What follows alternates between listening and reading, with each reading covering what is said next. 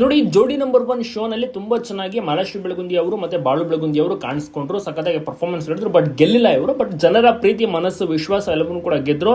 ಇದೀಗ ತುಂಬಾ ದಿವಸಗಳ ಬಳಿಕ ಅವ್ರಗಳ ಸುತ್ತಾಡ ಕೆಲವು ಕೂಡ ಕರ್ಕೊಂಡು ಹೋಗಿದ್ದಾರೆ. ಇಷ್ಟು ತಿಂಗಳ ಕಾಲ ಕಂಪ್ಲೀಟ್ ಆಗಿ ಬಿಸಿ ಆಗಿಬಿಟ್ಟು ಸುಮಾರು ಒಂದು 3-4 ತಿಂಗಳು ಪ್ರೋಗ್ರಾಮ್ ಬಂತು. ಬೆಂಗಳೂರು ಮತ್ತೆ ಊರು ಅಂತಲ್ಲ, ಅಂದ್ರೆ ಅವರ ಊರು ಉತ್ತರ ಕರ್ನಾಟಕ ಭಾಗ, ಅಲ್ಲಿ ಸುತ್ತಾಟ ಜಾಸ್ತಿ ಇತ್ತು.